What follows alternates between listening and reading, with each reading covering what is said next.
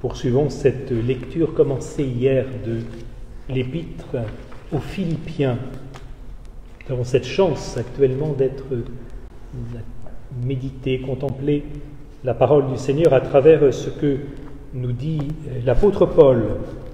Et si hier nous étions enthousiastes de le voir exprimer à la communauté à la fois son émerveillement pour ce que le Seigneur a fait dans leur cœur, et en même temps pour ce que ces nouveaux chrétiens peuvent révéler d'une ardeur apostolique.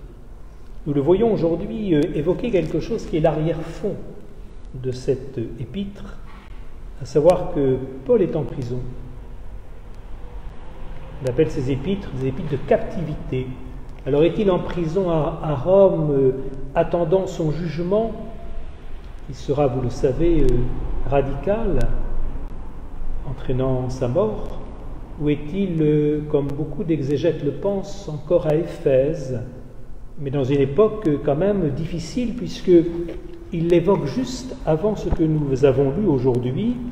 Il a rencontré les autorités romaines, le prétoire, et au lieu de s'en lamenter, il se dit au fond, à travers ce que je traverse, ces chaînes, le Christ est annoncé, y compris au prétoire. Voilà ce qu'il dit: je désire que vous le sachiez, frère, mon affaire, c'est-à-dire son arrestation, a tourné plutôt au profit de l'Évangile. En effet, tout le prétoire, partout ailleurs, dans tout le prétoire, mes chaînes ont acquis dans le Christ une vraie notoriété. Il a trouvé moyen de rendre témoignage au Christ dans ses chaînes. Et de plus, cette arrestation de Paul a enhardi les jeunes chrétiens de Philippe à être des témoins, des missionnaires. Il le dit, la plupart des frères, enhardis dans le Seigneur, du fait même de ces chaînes, redoublent d'une belle audace à proclamer sans crainte la parole. Quand on dit que le Seigneur sait se révéler présent au cœur des épreuves, on en a double preuve auprès du prétoire et auprès de la communauté, par l'annonce que les uns et les autres portent de l'Évangile. Pour autant,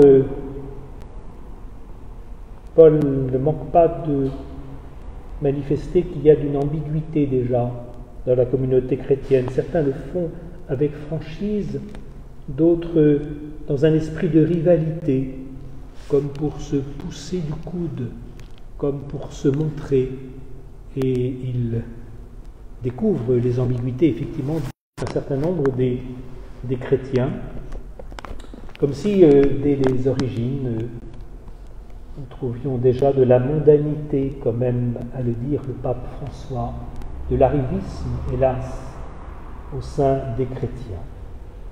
Nous savons que notre temps est tout autant menacé par des visions trop humaines, et encore une fois, le pape François a essayé de mettre le doigt sur ce mal qui peut habiter le cœur, en particulier des clercs, lorsque la mondanité les envahit.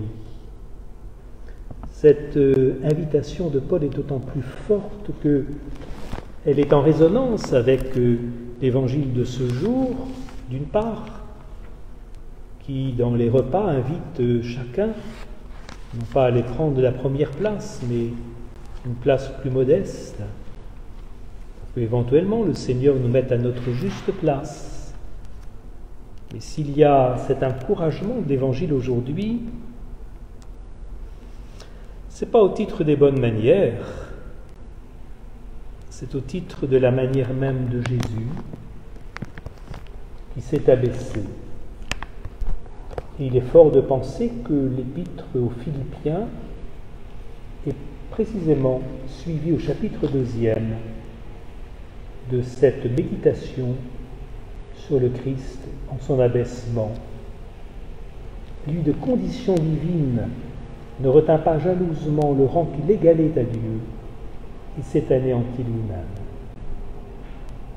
prenant la condition d'esclave et se faisant semblable aux hommes.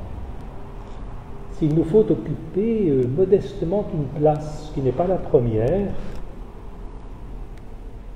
ce n'est pas seulement pour des bonnes manières chrétiennes, parce que le Christ lui-même nous y appelle et nous y invite.